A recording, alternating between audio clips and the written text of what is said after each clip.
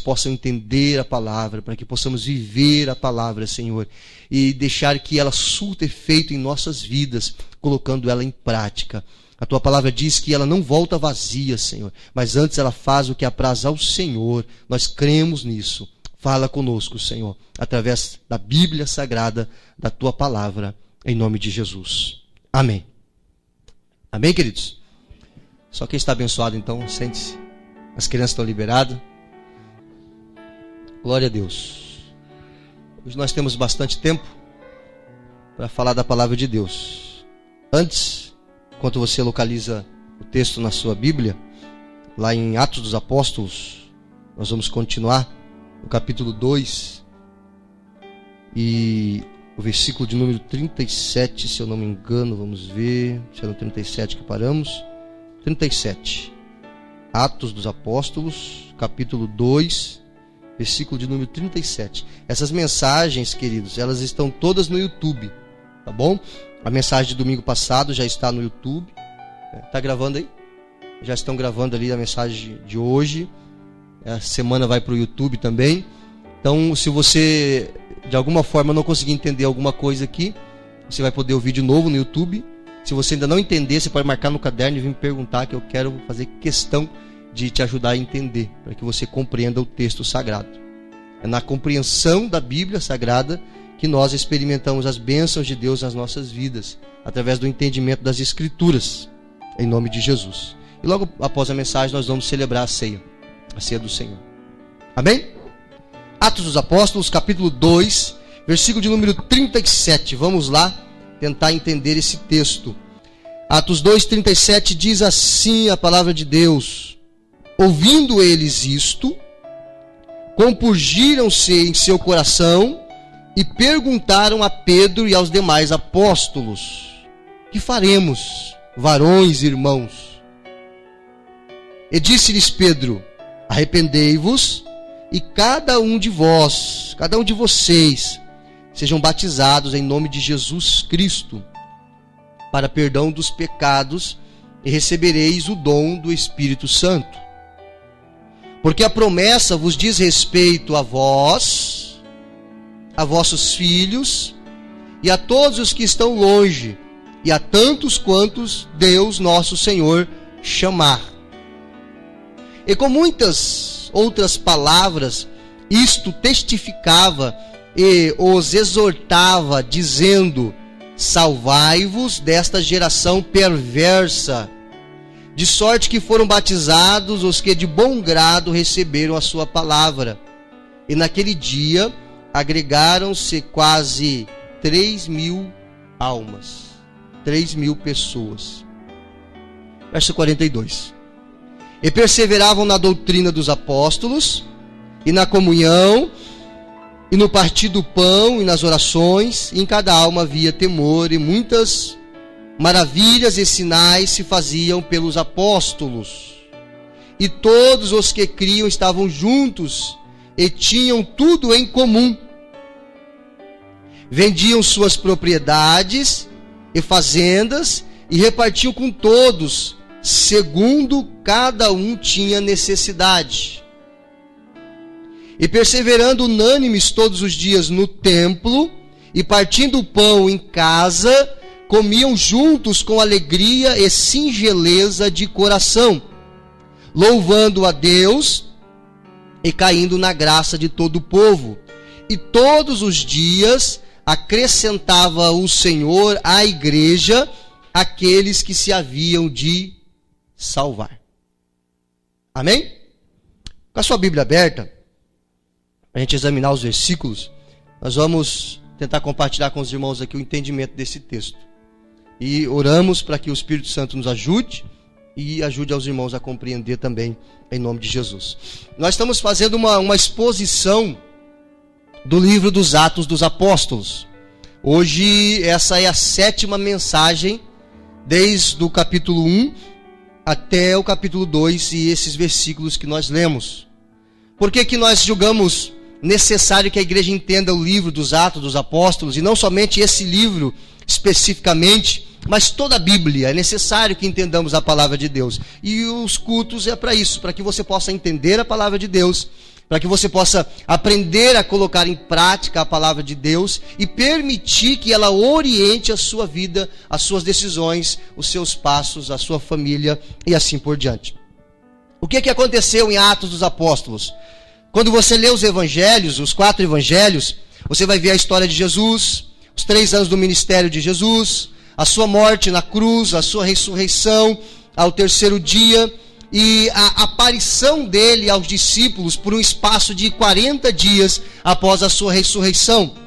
Após esses 40 dias, Jesus é levado aos céus, ele volta aos céus, os discípulos olham Jesus subindo aos céus, e os anjos que recebem Jesus nas nuvens anunciam aos discípulos que Jesus, da mesma forma que ele foi, ele haveria de voltar.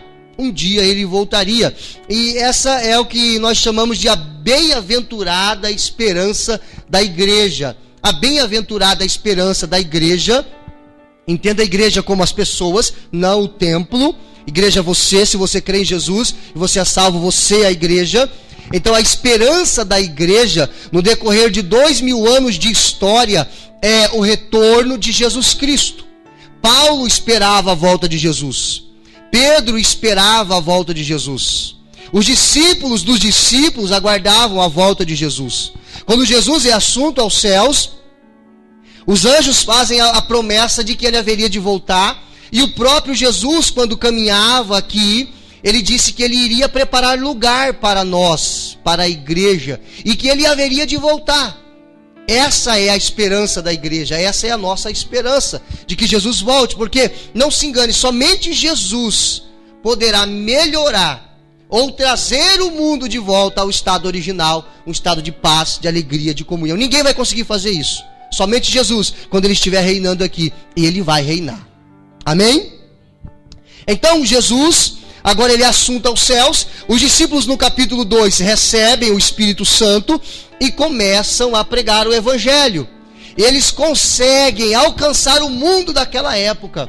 Os discípulos e principalmente o apóstolo Paulo conseguem alcançar o mundo então conhecido daquela época através da pregação do Evangelho. O mundo ouviu falar de Jesus naquela época, através desses homens que conheceram Jesus, que andaram com Jesus, que viram Jesus curar, que viram Jesus libertar pessoas, que viram Jesus pregado no madeiro, morrendo, entregando o seu espírito e ressurgindo ao 3º dia.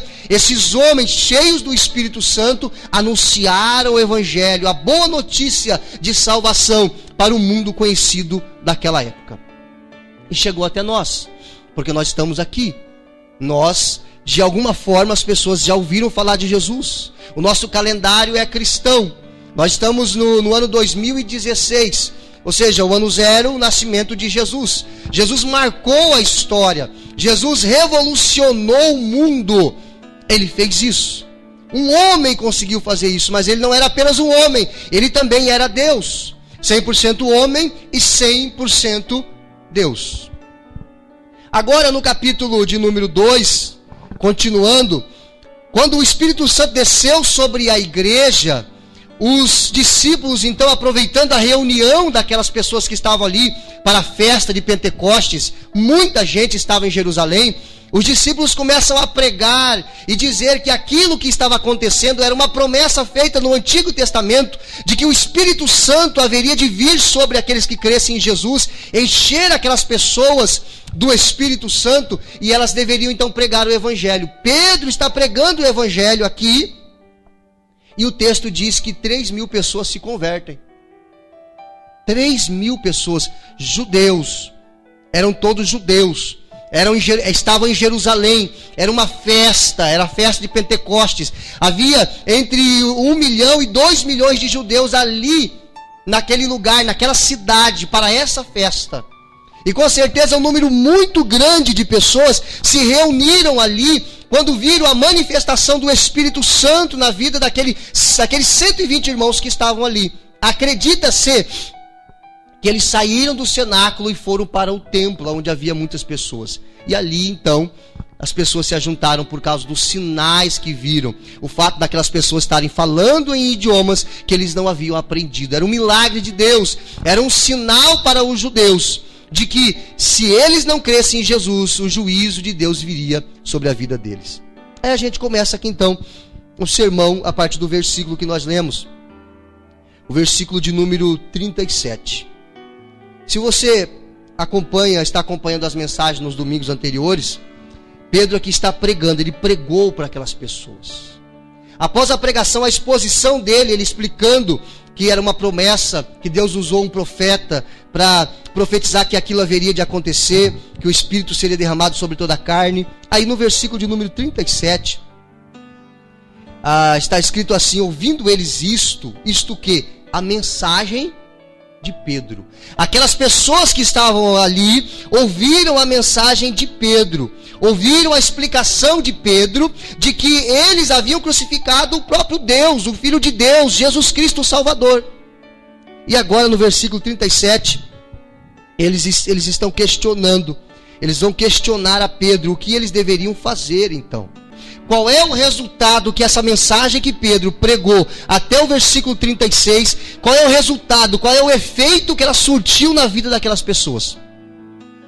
E é o mesmo efeito que deve surtir na minha e na sua vida. A palavra que você vai ouvir, a palavra que você está ouvindo, que eu também estou ouvindo, porque ela também serve para mim em primeiro lugar, ela precisa surtir um efeito na sua vida. Ela precisa surtir um efeito de mudança na minha vida. Mas nós vamos analisar qual é o efeito que surtiu na vida daquelas pessoas a mensagem que Pedro pregou. E daí vamos aplicar na nossa vida. Amém? Diga para a pessoa do seu lado, viu? Diga para ela, viu? Presta atenção, fala para ela. Amém? Glória a Deus. Então vamos lá. O primeiro resultado que o sermão que Pedro pregou surtiu na vida daquelas pessoas está no versículo de número 37, que eu já fiz menção. Ele levou os ouvintes a uma reflexão profunda sobre a salvação. Pedro levou os ouvintes a uma reflexão profunda sobre a salvação. Vamos ver o que diz o 37? Quem pode ler para mim? Esses homens refletiram sobre a salvação. Pedro expôs ali o que Jesus veio fazer. Ele veio para resgatar aquele que se havia perdido. A pregação de Pedro levou aquelas pessoas a uma profunda reflexão sobre a salvação. Você já pensou sobre isso? Já pensou sobre isso? Se você morrer hoje, para onde vai a sua alma? Se eu morrer hoje, para onde vai a minha alma? Uma reflexão sobre a salvação. Cara, pastor, morreu, acabou tudo. Não. Você vai ter uma triste surpresa se você acredita assim, quando chegar o dia de você partir. Porque a morte não é o fim, ela é o começo da eternidade. Essas pessoas começaram a refletir sobre isso, e olha a pergunta que eles fizeram a Pedro e aos demais apóstolos: o que nós vamos fazer, irmãos? Qual é a atitude que nós devemos tomar, então, diante dessa verdade que você expôs a nós? O que eu devo fazer para ser salvo? O que eu preciso fazer para ser salvo? O que nós aprendemos aqui? Tem um texto lá em 2 Coríntios, pega a sua Bíblia, marque aí Atos, aonde nós estamos, para você voltar rápido.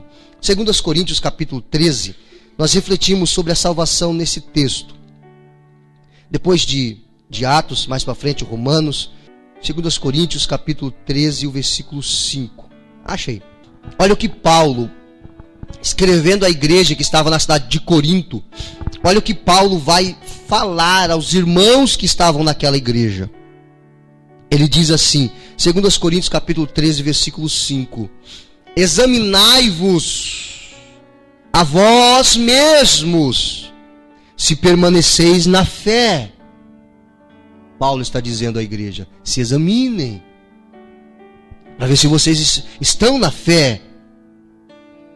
Provai-vos a vós mesmos, ou seja, coloca vocês em prova, analisa o que vocês creem. Paulo está dizendo, analisa, porque é sério. A eternidade é mais séria do que a nossa vida aqui. Porque a vida aqui é 70, 80, 90 anos, quem chega lá. E depois a gente morre. A gente morre. Ou não sabeis, quanto a vós mesmos, que Jesus Cristo está em vós. Paulo está dizendo, vocês não sabem que Jesus está em vocês, Ele habita em vocês, se não é que já estáis reprovados. Que mensagem dura de Paulo. Paulo está dizendo, olha, Jesus está em vocês, se não é que vocês já estão reprovados, ou seja, se não é que Ele nunca esteve em vocês. Que mensagem dura. Se eu pudesse falar com Paulo, Paulo, pega mais leve, né? Aí o versículo 6 ele diz assim, mas espero que entendereis que nós não somos reprovados. Ou seja, se você crê em Jesus, se a sua fé está em Jesus, se você entende que você não vai ser salvo porque você é bonzinho, se você entende que você não vai ser salvo pelos méritos, pelas obras, se você entende que você não merece o céu, nós não merecemos, não é por merecimento, é por fé naquilo que Jesus fez por nós. Ah não, pastor, para ser salvo eu tenho que fazer muitas boas obras, eu não faço mal para ninguém, eu sou um bom pai, uma boa esposa, um bom filho, um bom cidadão. Legal, show de bola, isso é muito bom, devemos ser, mas isso não te salva. Amém? Isso não te salva. O que te salva é a fé em Jesus Cristo. É isso que vai te salvar. Não adianta confiar nos seus méritos, naquilo que você pode ou sabe fazer. Mas um pouquinho para frente, 2 Timóteo capítulo 3, versículo 8. Passa alguns livros, Tessalonicenses, 1 e 2, aí chega em 1 Timóteo. 2 Timóteo capítulo 3, versículo 8. Paulo também está escrevendo agora a Timóteo, seu discípulo, filho na fé. E ele diz assim, 3:8 de 2 Timóteo. E como Janes e Jambres resistiram a Moisés, Paulo usa lá o Velho Testamento. Assim como esses dois resistiram a Moisés, assim também estes resistem à verdade. Paulo está dizendo aqui, falando sobre pessoas que resistem à verdade, que eles batem na mesma tecla, dizendo não é verdade, não pode ser, eu sou salvo pelo que eu faço.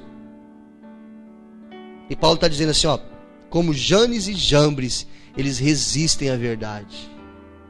Sendo homens corruptos de entendimento e réprobos quanto à fé. O que essa palavra significa? Reprovados. Reprovados quanto à fé. Não exerce a fé em Jesus, mas exerce a fé em si mesmo. Essa, amados, essa é a mensagem do Evangelho. Uma mensagem de reflexão sobre o que você é, sobre o porquê você está aqui, sobre para onde você vai quando a sua vida terminar. Essa é a mensagem do Evangelho. O Evangelho não é outra coisa a não ser o poder de Deus para a salvação. Muitas pessoas têm torcido o Evangelho, corrompido o Evangelho, dizendo que Jesus morreu na cruz para que você tenha muitas riquezas aqui na terra. E você já ouviram mensagem assim? Isso não é verdade.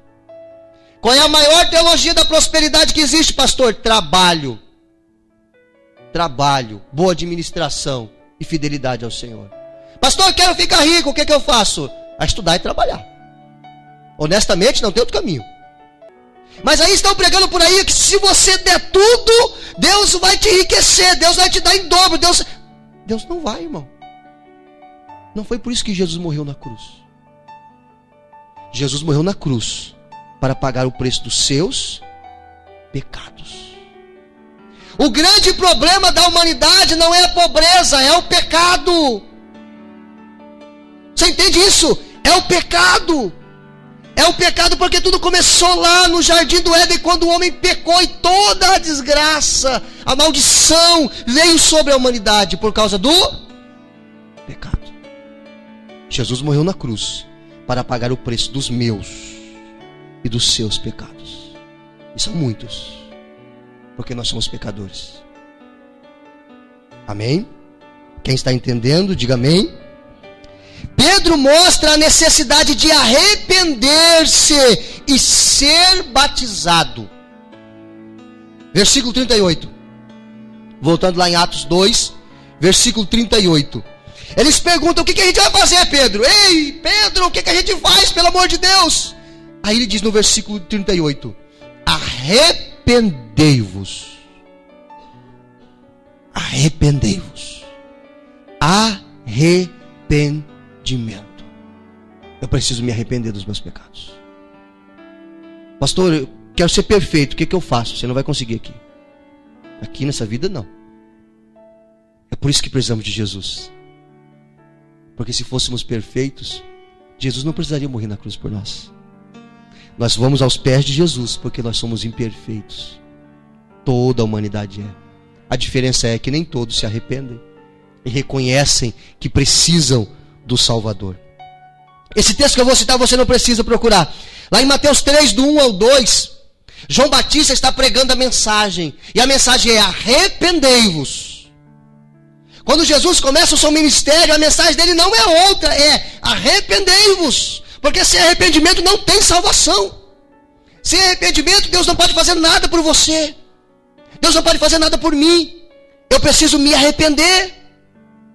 Em Marcos 16, 15 ao 16, existe uma mensagem linda ali, dizendo que todo aquele que crer e for batizado será salvo. Amém? Todo aquele que crer e for batizado será salvo. Salvo. Eu disse aqui esses dias no culto que todo aquele que não crê em Jesus, ele devia ter uma experiência de 5 segundos no inferno. 5 segundos no inferno. Ele volta e ele se rende aos pés de Jesus. Aquele que é salvo, que já crê em Jesus, ele tinha que ter uma experiência de 5 segundos no céu, para ver como é bom. E quando ele voltasse, ele ia sair pregando para todo mundo, porque ele queria levar um número maior possível de pessoas para lá. Foi isso que Paulo fez. Paulo foi arrebatado ao 3º céu, ele diz. Ele diz que ouviu coisas que são inefáveis. Não é nem lícito falar aos homens. Aí quando ele volta, ele escreve: melhor partir está com Cristo. Porque é muito melhor. Lá é muito melhor. A vida eterna é uma realidade, querido. E eu preciso me preocupar com a minha vida eterna. Ela é eterna. A questão é aonde eu vou passar ela. Amém? O inferno existe, mas o céu também. E é de graça. É só entregar a vida a Jesus e crer nele. Em Jesus. O único caminho, a verdade e a vida. Então Pedro mostra aqui a necessidade de arrependimento. Ele diz no versículo 38: arrependei-vos e cada um de vós seja batizado em nome de Jesus para o perdão dos pecados, e recebereis o dom do Espírito Santo. E o Espírito Santo passará a habitar em vocês, Pedro está dizendo. No versículo de número 39, o Senhor está chamando todo homem e mulher ao arrependimento. Olha só o que diz o versículo 39. Porque a promessa diz respeito a vós, a vossos filhos e a todos os que estão longe. Ou seja, eles estavam em Jerusalém, então a promessa é para todos. Peraí, a tantos quantos Deus, nosso Senhor, chamar. Quando você ouve uma mensagem como essa, arde o teu coração? Arde o teu coração? Você sente vontade de conhecer mais de Deus, de estar mais aos pés do Senhor? Então o Senhor está te chamando. Agora, se você não sente nada, o Senhor não está te chamando. E aí, o que você sente? O Senhor está te chamando? Seu coração arde, dá vontade de: Senhor, eu quero conhecer mais de Ti. Eu quero me aprofundar no relacionamento com o Senhor. Com o Senhor. Não com o pastor, não com a igreja, o ministério, mas com o Senhor Jesus. Com o Senhor Jesus. Eu perguntei para uma pessoa uma vez: me fala sobre a sua experiência com Jesus. Ela disse: bom, eu estou há tanto tempo na igreja, eu faço isso, e falou um monte de coisa. Eu disse: tá, mas e agora? Eu vou perguntar de novo, eu quero saber da sua experiência com Jesus. Você entendeu? As pessoas misturam. Às vezes a igreja é o maior obstáculo para você ter um relacionamento íntimo com Jesus. Sabia disso? Porque as pessoas acham que vir no templo tá bom demais. Já fui na igreja, fiz a minha parte, agora o Senhor não me incomoda mais, tá, Senhor? Domingo que vem eu volto de novo lá. Aí na semana, a igreja, às vezes, na cabeça de algumas pessoas, acabam sendo um obstáculo, uma barreira para um relacionamento mais íntimo com Jesus. Porque não é só vir no domingo, não é só vir na quinta-feira, não é só estar no pequeno grupo, é uma vida com Jesus. Ele quer um relacionamento comigo, Ele quer um relacionamento com você, Ele quer uma vida íntima com você. Você imagina aquele marido que grosso, estúpido, que ele só procura a mulher na hora de dormir e durante a semana trata ela como um cavalo. Estúpido, grosso, ignorante. Aí de noite quer dar um abraço, quer dar um cheiro. Sem vergonha, né? Tem pessoas que agem assim com Jesus. A semana nem lembra dele, mas no domingo eu tô lá, tá, Senhor Jesus? O Senhor vai me ver na igreja. Não é só estar na igreja, é um relacionamento. É um relacionamento. Assim como você deve se relacionar com a sua esposa, a esposa com o esposo. Não é só de noite, é durante o dia. Oh, querida, como que você está linda hoje? Às vezes nem está tão linda assim, né? Não está arrumada, não está, mas profetiza, né? À noite ela vai estar mais arrumadinha, mais ajeitadinha. E vice-versa também. Amém? Queridão, meu amado, como é que você está bonito hoje? Como é que você tá? O homem também precisa, sabia? O gaúcho também precisa, não precisa? Cadê os gaúchos? Amém? Eu ouvi um amém forte lá atrás. Lá. Amém? Glória a Deus. Você pode aplaudir o nome de Jesus, querido? Faça isso. Amém. Versículo 49. Olha só que interessante.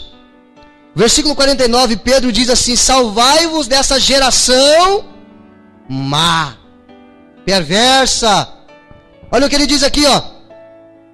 E com muitas outras palavras, isto testificava e eu os exortava, dizendo: salvai-vos dessa geração perversa. Amado, o mundo é mau. O mundo é mau. As pessoas não estão preocupadas com as pessoas. Já analisou o seu trabalho, seus colegas de trabalho, até família, até na igreja? Quantas vezes acontece isso? Eu não estou interessado no meu irmão. Se eu puder passar por cima dele para conseguir o que eu quero, eu atropelo. O ser humano é assim. É por isso que vem o Evangelho, para nos mudar, para nos transformar. Os conceitos do Evangelho, os conceitos de Jesus é muito elevado comparado aos nossos. Ele diz assim: olha, se alguém te convidar para andar 1 milha, vai com ele 2. Quando você for orar, ora só para as pessoas que você ama e as pessoas que faz bem para você. É assim? Ora pelas aquelas pessoas que te odeiam, que te perseguem, que te maldizem. Se você souber que o seu irmão tem alguma coisa contra você, você vai até ele e pede perdão. Mas peraí, como é que é esse negócio? É o cabra que tem problema comigo, como é que eu vou lá pedir perdão para ele? São os princípios do reino. É eu que vou. Diferente, né? O mundo é mau, o mundo é perverso, o ser humano é assim. Você pode voltar lá no começo. Caim, Abel. Deus recebeu a oferta de Abel, Caim foi lá e matou o irmão. As pessoas matam por qualquer coisa, ferem por qualquer coisa. Ah, pastor, eu não tenho coragem de matar, mas você ofende o seu filho. Filho, você ofende o seu pai. Esposo, você ofende a sua esposa. Esposa, você também faz isso. Já viu aquela foto que a pessoa está com a boca bem aberta assim, sai aquela mão fechada assim da boca da pessoa e pum, na cara do outro. Por quê? Porque palavras doem mais do que uma porrada. A gente faz isso. Você faz isso. Eu faço isso. Precisamos nos arrepender. Precisamos nos arrepender. Porque se eu digo que eu creio em Jesus, se eu digo que eu sirvo Ele, mas os ensinamentos dele não servem para mim, eu estou me iludindo. Eu estou mentindo para mim mesmo. E eu preciso me arrepender. Pedro ele diz assim, ó: salvai-vos dessa geração perversa. Seja diferente. Seja luz. Ande na contramão, porque é assim que tem que ser. Se você quer seguir os princípios, os preceitos do reino, você vai ter que nadar contra a correnteza. Todo mundo vem para cá e você vai ter que ir contra. Mas é isso que Jesus nos ensina. Quando você perde a sua vida por amor a Cristo, Ele diz: aí que você encontrou. Aí que você achou. Glória a Deus. No versículo 41, diz que 3.000 pessoas tomaram a decisão certa. Qual é a decisão certa? Crer em Jesus, recebê-lo como Salvador e deixar Ele dirigir a minha vida. Versículo 41 diz assim: de sorte que foram batizados os que de bom grado receberam a sua palavra. E naquele dia agregaram-se quase 3.000 pessoas. 3.000 almas. Tomaram a decisão certa. Foi a maioria? Claro que não. Havia milhares e milhares de pessoas ali. 3.000 pessoas. Parece muito, né? Mas o número de pessoas que havia ali foi uma porcentagem bem pequena. 3.000 pessoas tomaram a decisão certa. Se as pessoas se preocupassem com a salvação, a igreja estava cheia hoje. E não só a nossa aqui, mas todas as igrejas na cidade. Estava cheia. Para ouvir a palavra, para entender a palavra, para entregar os caminhos ao Senhor e deixar o Senhor guiar as nossas vidas. 3.000 pessoas tomaram a decisão certa. E no versículo de número 42, vai lá no versículo 42, diz que o povo que se converteu, o povo que aceitou a Jesus, que recebeu a Jesus, essa expressão aceitar a Jesus é estranha, né? É Jesus que tem que aceitar a gente. É Jesus que tem que aceitar. Você quer aceitar Jesus? Como se Jesus fosse uma coisa muito ruim. Vou pensar. Eu quero. É Jesus que tem que nos aceitar. E Ele está assim, com os braços abertos, dizendo: vinde a mim todos os que estáis cansados e sobrecarregados, e eu vos aliviarei. Todo aquele que vai a Jesus, Ele não lança fora. Amém? O versículo 42 diz assim: e perseveravam na doutrina dos apóstolos, e na comunhão, no partir do pão e nas orações. Doutrina dos apóstolos. Qual é a lição aqui? O povo de Deus perseverava nos ensinos dos apóstolos. É isso que nós estamos fazendo aqui. Palavra de Deus. Palavra de Deus. Por que muitas famílias acabam se afundando, entrando em situações terríveis, enfermidades na alma, separação, angústia, tribulação, não tem paz, não dá certo, não prospera? Por quê? A gente chega diante de Deus e fala: Senhor, o Senhor se esqueceu de mim? Aí Deus, se você pudesse ouvir a voz de Deus, Ele ia dizer assim: você tem se lembrado da doutrina dos apóstolos? Qual que é a doutrina dos apóstolos? Palavra de Deus. Quantas vezes eu tenho me debruçado sobre esse livro para conhecer? Pastor, lá na minha casa a Bíblia está aberta. Não resolve. Não resolve. Ela precisa estar no teu coração e na sua mente. Você precisa ler. Pastor, eu estou com muita dor de cabeça, o que eu faço? Pega a dipirona e fica olhando para ela. Vai passar. Passa? Quando é que passa? Quando você toma. Você acha que a Bíblia aberta na estante, no Salmo 91, vai resolver alguma coisa? Pastor, não vai, querido. A Bíblia não é um amuleto.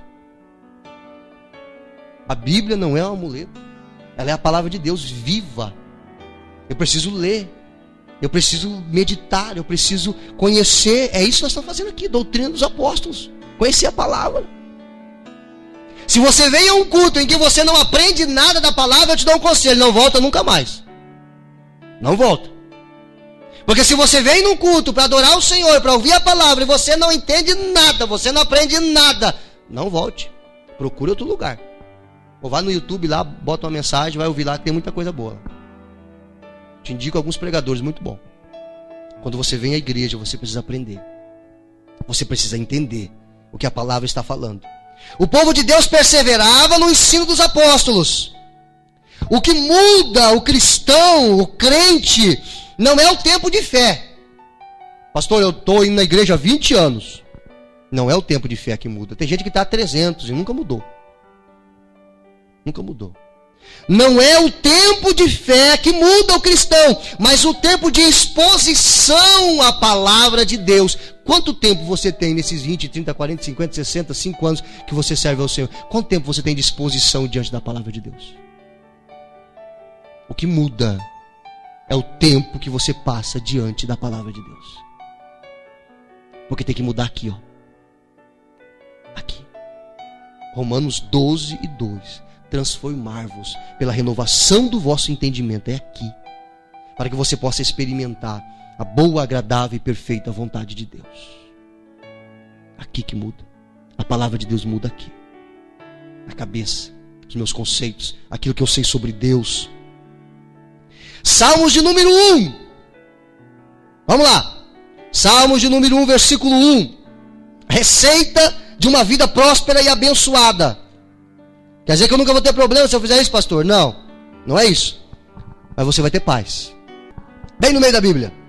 Salmo de número 1. Bem-aventurado. O que significa essa palavra? Feliz. Tá triste? Tá aqui a receita. Feliz o varão que não anda segundo o conselho dos ímpios, nem se detém no caminho dos pecadores, aqueles que recusam o sacrifício de Jesus, nem se assenta na roda dos escarnecedores. Antes tem o seu prazer na lei do Senhor, e na sua lei medita de dia e de noite. O que é a lei do Senhor? A palavra. A palavra. Versículo 4 diz, versículo 3.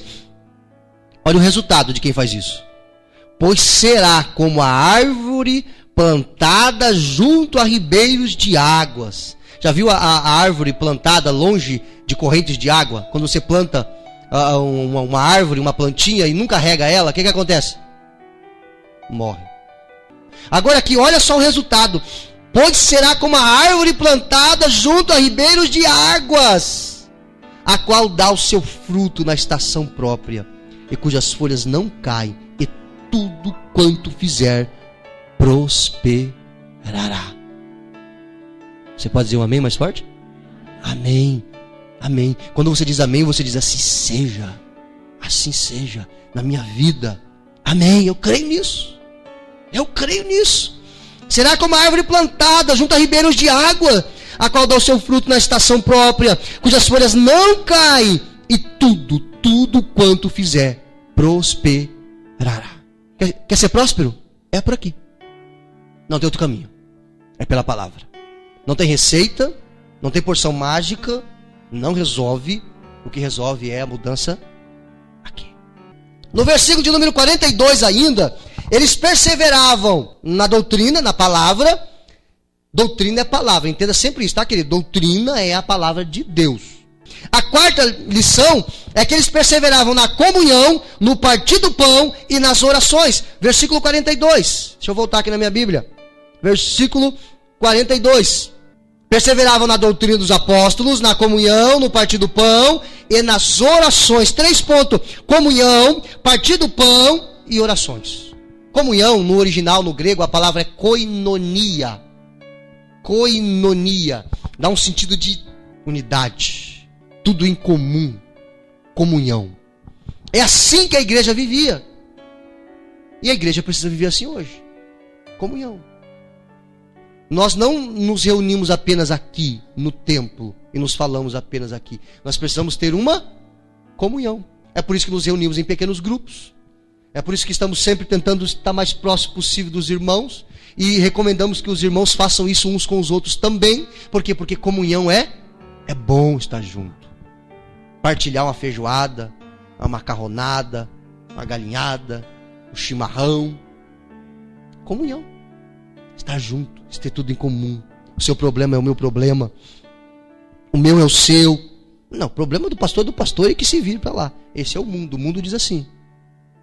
Mas os cristãos precisam ser diferentes. Partir do pão, o que é o partir do pão? Está vendo aqui na mesa? Na frente? Essa é a ceia do Senhor. É o que Jesus nos ensinou a fazer. Isso aqui é o partir do pão. Diz que eles partiam o pão de casa em casa, nos pequenos grupos que eles tinham nos lares. Eles partiam o pão de casa em casa. Daqui a pouco nós vamos participar da ceia. Pão que simboliza o corpo de Cristo. O suco de uva que simboliza o sangue de Cristo. Esse é o partir do pão. A koinonia é a comunhão com o irmão. Agora o partir do pão é a comunhão com Cristo. Tem gente que é amigão de todo mundo, mas não consegue ter um relacionamento com Jesus. Eu preciso ter um relacionamento com Jesus. Os demais relacionamentos vão refletir o relacionamento que eu tenho com Deus. Se eu me relaciono bem com Deus, eu vou me relacionar bem com as pessoas. Amém? Terceiro ponto, orações. Oração, querido, oração, conversar com Deus. Sem oração não vai, não tem negócio. O primeiro passo é a oração. É por isso que nós estamos orando. Na quinta-feira, orando na igreja. Uma vez por mês, um relógio de oração de 12 horas consecutivas de oração. Nos pequenos grupos, oração. Oração, falar com Deus. Ah, pastor, então eu vou vir aí para o Senhor orar por mim. Vamos orar por você, sem dúvida nenhuma. Mas você também pode orar. Deus também te ouve. Deus ouve a todos nós. Eu posso dobrar o meu joelho e falar com Ele. E Ele vai responder. Tem gente que diz assim, mas pastor, eu não sei orar. Chega na sua casa, vou te ensinar a orar. Pega 2 dessas. Uma você senta, amém? E a mais confortável você dá para o Senhor. Senhor, senta aqui. A melhor cadeira eu deixei para o Senhor. Vamos conversar? Você está orando. Aí imagina que Deus está ali, Ele está. E assim como você senta com um colega muito íntimo e toma 2 horas de chimarrão e não falta assunto, com Deus é a mesma coisa. Ele não vai segurar a cuia, mas Ele vai te ouvir. Pastor, isso é loucura. Não. Isso é sanidade. Loucura é não fazer isso. Loucura é levar uma vida sem oração. Loucura é levar uma vida sem se relacionar com Deus. Senhor, senta aí, vamos conversar. Senhor, olha, eu sei que isso é oração. Senhor, a minha vida está assim, assim, assim. Senhor, me ajuda, Senhor, me direciona. Senhor, me ajuda a caminhar, trilhar os seus caminhos. Me ajuda. Isso é oração. Não, pastor, eu achava que oração é quando você, Deus Todo-Poderoso, Deus de Abraão, de Isaac, de Jacó, Senhor. Também é oração. Mas oração é uma conversa. Você coloca Deus sentado ali. Senhor, senta aqui por gentileza e vamos conversar. De joelho, pastor? Pode ser. Sentado? Pode ser. Deitado? Pode ser. De pé? Se você pode conversar, então não importa a posição. O que é importante é que você fale com o Senhor. Que você aprenda a conversar com Ele como um grande amigo. O seu melhor amigo. Aí Ele até te abraça. Eu digo para você, é possível sentir o abraço dele. E é bom. Ah, é bom. É muito bom. E a gente continua para chegar ao encerramento. O quinto ponto, versículo de número 43. Versículo de número 43. Diz que em cada alma havia temor e muitas maravilhas e sinais se faziam pelos apóstolos. Qual é o resultado aqui que o sermão de Pedro causou nos ouvintes? O quinto resultado é: havia temor no meio do povo. E maravilhas e sinais. O que é isso? Milagres. Deus faz? Claro que faz. Sempre? Não. Não sempre. Existem propósitos. Como assim, pastor? Me explica. Eu vou te explicar isso aqui porque isso aqui vai ajudar você a entender muita coisa. Olha só. Precisamos entender bem esse assunto, milagres. Deus tem que fazer, Deus não tem que fazer nada. O maior milagre Ele já fez, que é a nossa salvação. Amém? É a nossa salvação. Agora, mas peraí, pastor, como é que fica alguns textos na Bíblia? Por exemplo, tudo que eu pedir crendo receberei. Está lá em Mateus capítulo 21, versículo 22. Vamos lá. Mateus 21, 22. Está aqui, pastor. Está escrito. Tudo que eu pedir, se eu crer, eu recebo. Então, se eu pedir 1 milhão na minha conta bancária e eu crer, tem que aparecer. Vamos devagar. Vamos devagar. Vamos lá. Mateus 21, 22. Diz assim: e tudo que pedires na oração, crendo, recebereis. Está aqui, pastor. Pronto. Deus tem que me dar. Deus tem que me dar. Pronto, acabou. Querido, primeiro, nós lemos só o versículo 22. Nós temos que ler o contexto. E outra, existem textos na Bíblia que não são claros, que precisam ser sustentados por textos mais abrangentes. Como assim, pastor? Me explica melhor. Vamos lá. Bíblia, então. Mais um texto. Tiago, capítulo 4, versículo 3.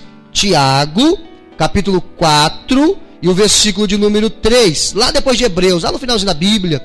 Hebreus, depois Tiago. Esse Tiago aqui era irmão de Jesus, filho de Maria com José.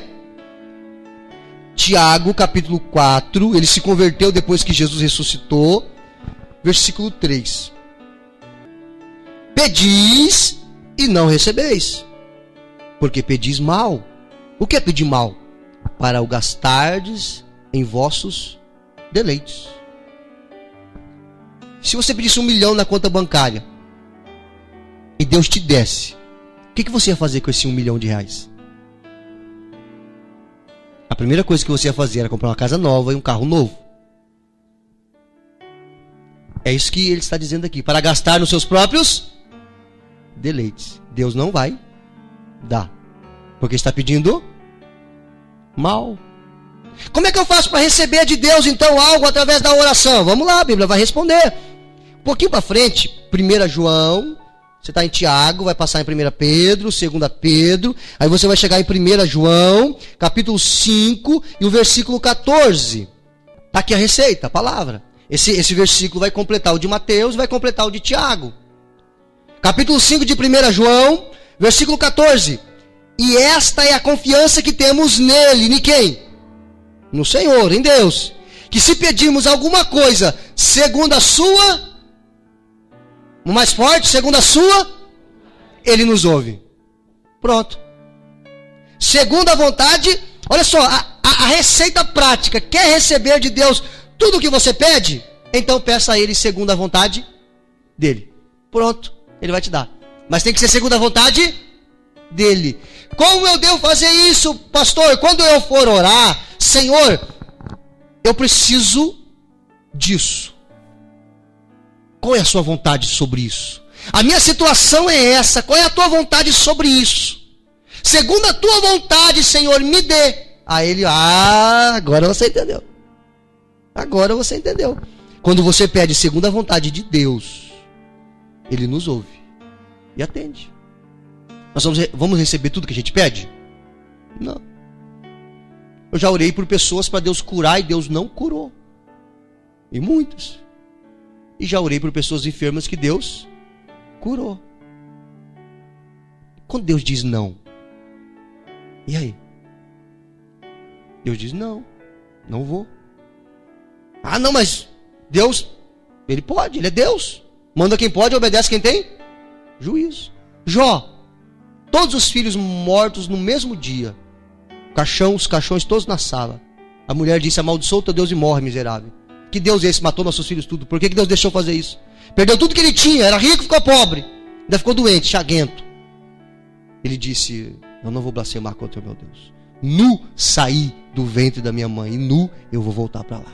Deus deu e Deus tirou. Bendito seja o nome do Senhor.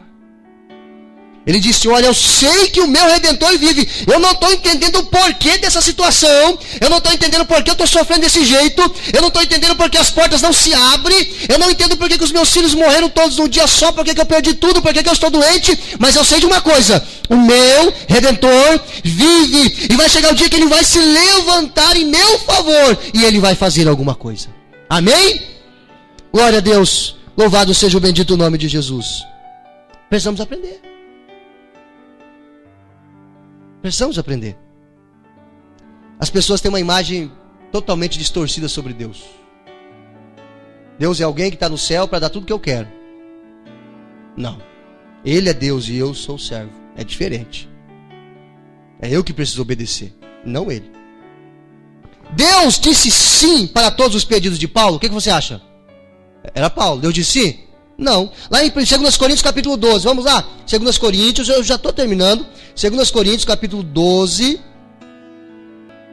diz assim o 8. Acerca da qual 3 vezes orei. Paulo está falando de um espinho na carne que ele tinha, possivelmente uma enfermidade.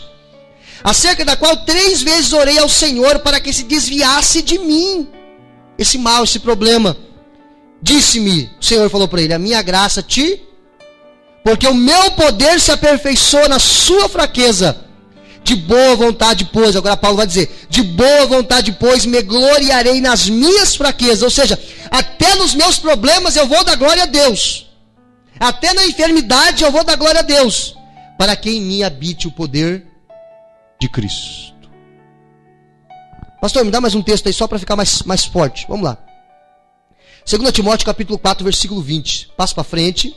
Efésios, Filipenses, Colossenses, Tessalonicenses, 1 e 2 Timóteo. 2 Timóteo capítulo 4, versículo 20. Capítulo 4, versículo 20. Por que eu estou te mostrando isso, querido? Porque aquela pregação de que Deus tem que te dar tudo não é verdade, tá? Se alguém chegar em você e falar que Deus tem que te dar tudo porque Ele é Deus, não é verdade. Deus não tem que dar tudo para você. Ele já deu tudo que Ele tinha. A coisa mais preciosa que Ele tinha, Ele já deu. Quem? Jesus, o seu filho, para morrer por nós. Você quer mais que isso? Posso pedir para Deus? Claro que você pode, sem dúvida nenhuma, o que você precisa, a sua necessidade. Mas Deus nem sempre vai dizer sim. Vai ter dia que Deus vai dizer assim, ó, não, hoje não. Você dá tudo que seu filho pede? Se você der, você é um péssimo pai, uma péssima mãe. E Deus, que é um pai mais sábio do que você, Ele sabe o que é bom para você. 2 Timóteo capítulo 4, versículo 20. Paulo está aqui se despedindo na carta aqui de Timóteo, e ele diz assim, ó, Erasto ficou em Corinto. Ele está dizendo assim, ó, Erasto, nosso companheiro, ficou na cidade de Corinto. Deixei Trófimo doente em Mileto. Peraí, será que Paulo não orou por Trófimo? O que os irmãos acham? Orou. Por que Deus não curou? Porque Deus não quis. O poder não está em Paulo. O poder não estava em Pedro. O poder não está no pastor. O poder está no nome de Jesus. E vai ter hora que ele vai dizer. Já viu aquela música, momento que Deus se cala e não ouça a sua voz? Mas quando ele vem, quando ele responde, aí é bom demais. Mas também quando ele se cala, ele está falando conosco no silêncio. Essa sua luta, essa sua dificuldade, Deus está trabalhando com você no silêncio. Porque Ele quer te ensinar, porque Ele quer me ensinar, Ele quer te aperfeiçoar. É assim que Deus trabalha. Não existe porção mágica para resolver problema. Tem que mudar aqui. Amém? Ele disse, ó, deixei Trófimo doente em Mileto, ou seja, ficou doente, o que eu vou fazer? Milagres e maravilhas Deus faz? É claro que faz. Porque que eu leio a Bíblia, eu acho centenas, dezenas de milagres, Jesus, apóstolos, e maravilha, glória a Deus. E hoje acontece muitos? Também acontece. Também acontece. Mas existem momentos que Deus vai dizer, não. E eu preciso entender que Ele é Deus e eu sou servo. Versículo 44 e 45. Voltando lá em Atos. Vai dizer que o povo tinha tudo em comum. 44 e 45. Todos os que criam estavam juntos, tinham tudo em comum, vendiam suas propriedades, fazendas e repartiam com todos, segundo cada um tinha necessidade. O que é isso? Ter tudo em comum, compaixão e graça, estender a mão para quem precisa. O povo tinha tudo em comum. Havia uma comunhão muito grande entre eles. No versículo de número 46, eu vou correr para terminar, diz assim o versículo 46. E perseverando unânimes todos os dias no templo. É o que você está fazendo agora. Você está no templo. E partindo o pão em casa, com alegria e singeleza de coração. Versículo 46 que nós lemos. O povo que creu se reunia sempre no templo e de casa em casa. Hoje nós estamos aqui. Sexta-feira, sabe onde é que nós estaremos? Nos pequenos grupos. Nas casas. Compartilhando a palavra, orando uns pelos outros. Tomando chimarrão, dando risada também. Às vezes pegando uns comes e bebes, assim por diante. Glória a Deus, aleluia. Comunhão. Sabe por quê? Porque aqui todos estão sentados para frente e olhando para o pastor. E o pastor está pregando. Você não sabe quem está atrás de você. Dá para ter comunhão? Não. Agora no pequeno grupo, a comunhão é quando chega no culto, quando acaba, se cumprimenta. Agora no pequeno grupo a gente senta em volta, em círculo. E todo mundo se olha. Todo mundo fala. Todo mundo compartilha, pede oração. Quem aqui tem participado de pequeno grupo e tem sido abençoado? Amém? É um momento de comunhão. Nos reunimos no domingo no templo e na sexta-feira nas casas. 3 pequenos grupos espalhados na cidade. Você pode escolher onde você pode participar. E Deus vai estar te abençoando. Celebração no templo e pequenos grupos nos lares. Constantino, nós falamos isso na quarta-feira na escola de líderes, quando Constantino, o imperador romano, se converteu no ano 300 depois de Cristo, ele pegou o cristianismo e uniu com o Estado. Foi a pior coisa que aconteceu. Porque aí o povo se acomodou dentro dos templos. Vou na igreja, as pessoas esqueceram que elas são a igreja. Eu vou na igreja, não, eu sou a igreja e vou na igreja. Porque a Bíblia chama de igreja, o templo, claro que chama. Mas as maiores referências para a igreja na Bíblia são as pessoas. Você é a igreja. Porque você é o templo do Espírito Santo, ele habita em você. Você é a eclesia. É a palavra grega para a igreja, é eclesia. É um grupo de pessoas que creem em Jesus. Você é a igreja. Eu vou na igreja. Não, eu sou a igreja. Você precisa ser a igreja.